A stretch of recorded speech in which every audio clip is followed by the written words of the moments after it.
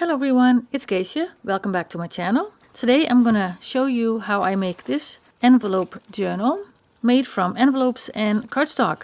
I hope you come along and make one yourself also. Let's make this.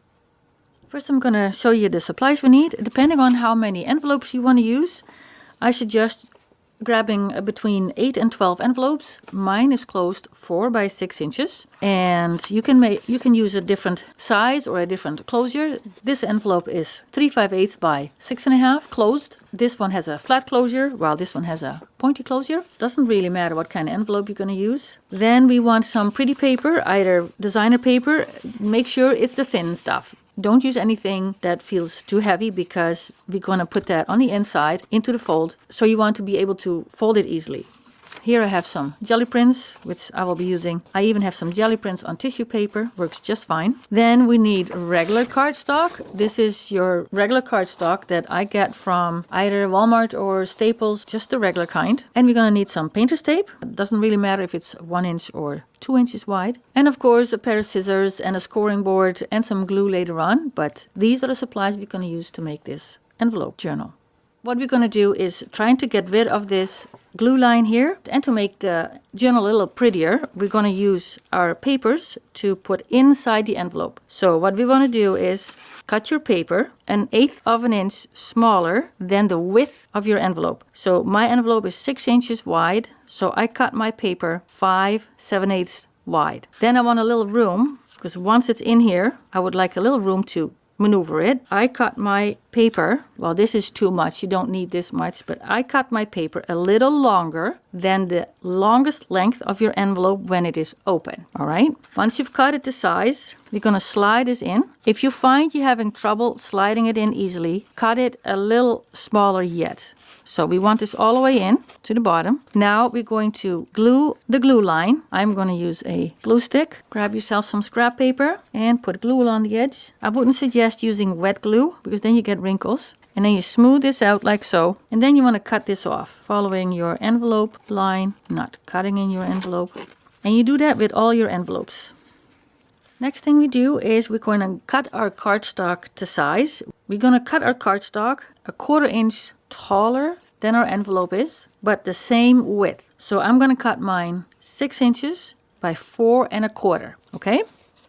We need as many pieces of cardstock as envelopes you are going to use, so between 8 and 12. We're going to connect a piece of cardstock to an envelope using painter's tape. So I'm going to put painter's tape on my cardstock about halfway. Cut it roughly, then turn this over and put the sticky side up and make sure that I see the opening of the envelope and line it up with my piece of cardstock. And it's okay to have a slight gap here because then you can fold this easier. Now I'm going to cut off the little ends here. Just don't cut into the envelope. Burnish this. We are not going to see this. Okay, this will be hidden. So you pair all the envelopes you're going to use with a piece of cardstock like this.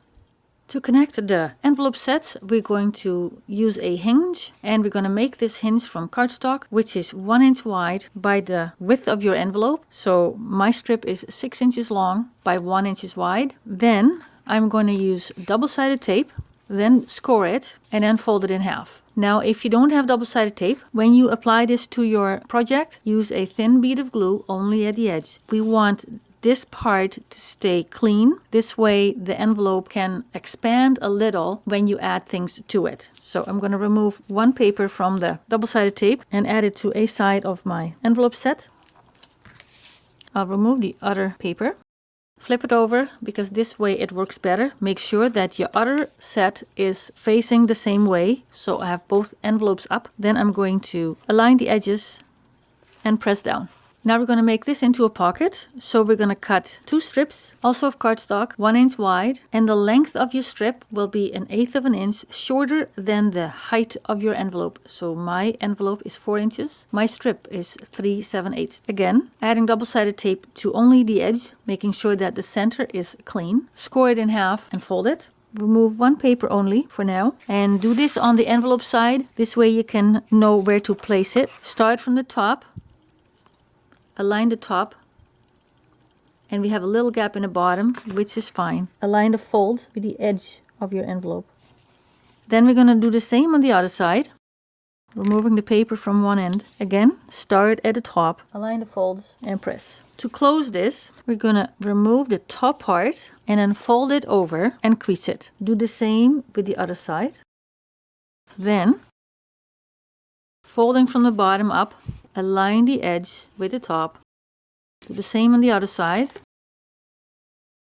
From the bottom up and press. Now you just peel away this tape and your side is closed. Same here, peel away the tape and your envelope is closed. And now we have a pocket here. And because you left this open, the envelope can expand a little. Now add more envelopes until you have enough, you think, for a journal. And I will add more and then I will come back. Alright, so this is what I end up with right now. So I added 12 envelope sets to my journal. And one thing I forgot to mention is that how we added a spine and we only put double-sided tape to the edges gives this journal room to expand. Because the sets are all attached the same way, I have a piece of cardstock on the end and an envelope at the beginning. So I'm going to add another piece of cardstock on the beginning. Do I want this to be a pocket or do I want this to be flush with the envelope and then build my cover on here? So you want to keep that in consideration. I'm going to add another pocket here. So I will do the same thing I did over here, adding my strip sets to the bottom and the sides. These are the supplies we're going to use for our cover. I'm using some lightweight chipboard from my packaging. If you want a hardcover, I suggest you get some sturdy chipboard to use for that. Then I'm going to cover my chipboard with a jelly print I made a while ago. And I'm going to use this as an embellishment. Then we need some fabric for the spine. I choose this fabric because of the color. It fits nice with my gel print. It's on the thin side, so I will back this on another piece of fabric like a canvas. A jean material would also be a good choice to use as your spine. I cut my fabric the size I wanted, which is 1/8 of an inch taller than the journal is, because I would like my cover to exceed a little bit all around the journal. And I'm going to back it onto a piece of canvas. And the width is, so I placed my journal on here, expanded it as much as possible, have a little bit on both sides, as you can see, about 1/2 inch on both sides to wrap to the front and to the back. Now I'm going to zigzag all around and add some stitching through the center to keep everything together. This way I don't have to use any glue and keeps the spine flexible. So this is how it looks now, kind of neat. To prepare my journal for the covers and the spine, I've added double-sided tape to the front and the back. Then, because my chipboard has this is one side and this is the other side, and it's going to be larger than my journal just a little bit, I don't like to see this or this as the edge. So I glued cardstock to 3 edges, so it'll be situated like this. And I've added double-sided tape to the other side, which my paper will go to. So we'll remove the double-sided tape. I unpurposely left the front cover a little larger than the chipboard so that I can just cut off the excess, otherwise it will be very hard to match up exactly the both pieces. And we'll do that for the other cover. Now I want to determine how my journal is going to be, if I'm going to have my pockets on this side, or if I have my pockets on this side and some other things on here. Okay, I think I'm going to go with the envelopes on this side so that this is my front cover. Things usually go wrong the first time around, so I will flip it over and I will try to do the back cover first. The back cover doesn't really matter how I'm going to put it on, so I'm going to remove the tape. So I'm going to put a piece of sturdy chipboard between the envelope and the cover, because this time, this way, when I press on it, it won't squish all the way in. I am going to add a little bit of glue on my double-sided tape. This way I can move it around a little bit if I have not correctly placed it the way I wanted the first time. So I'm going to line it up with the edge. Then I'm going to make sure that there's equal space on the top and the bottom. Now I want to open it, see if it's straight and if it will open all the way. I think I'm good. And I will press. Okay, so that went well. Now I'm going to do the front, pressing down firmly. Okay, the covers are on and now we're going to work on the spine. My spine fabric looks quite large. so I'm planning on only adding a 3/8 of an inch to the front. So I'm going to use a gel medium to adhere the fabric to the journal. You can also use a PVA medium. I think Aleene's Tacky glue will also work, or any other strong adhering glue. I'm choosing to use gel medium today. I'm going to add a small amount to one side, about 3/8 of an inch wide. Have a cloth on handy to wipe your hands. I'm going to put my book on here so that I can see where the glue line is. Also, straighten out my journal on one of the lines on my mat. So now I can see that I'm off here. So I'm going to adjust my fabric so that it is straight, so that my book and my fabric is straight. Otherwise, when I wrap it to the front, it will not sit right. I'm going to press, flip it over, press some more. So I'm going to put a book on top so that it will really bond together, and I'm going to let this dry, and then I will do the other side. The front is nicely adhered, so now we're going to do the back, and I'm going to glue up until 3, and I have not a too thick a spine, but thick enough for expansion. So I'm going to add some glue over here. And now the trick is to fold this over at the right spot. So I do have my sewing lines that I can use as a guide. I added glue up to here, so this is nice and straight. Again, I will put the book on top and let it dry. So now I am going to embellish the cover, and these are the things that I would like to have on it.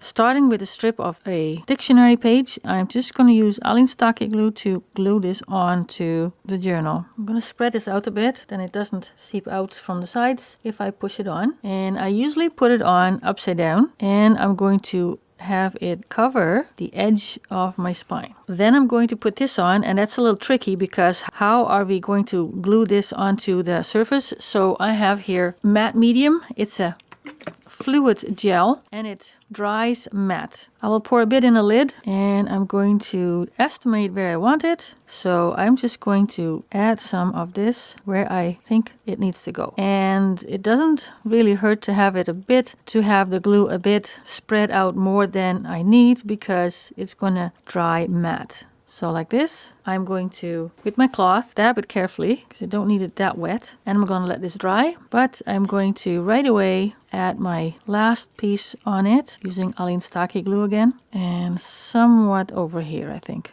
Okay, so this wants to lift off. So I'm going to use baking paper to put on here, and then I'm going to place my book back on top so that everything has pressure so that it will adhere properly. So my envelope journal is now finished. What I like about a flexible spine like that is that it allows the pages to lay flat when you go through your journal. So this was it for today. I hope you liked the video, and maybe you'll give this a try. If you have any questions about it, please let me know in the comments below. And we hope to see you in the next video. Bye!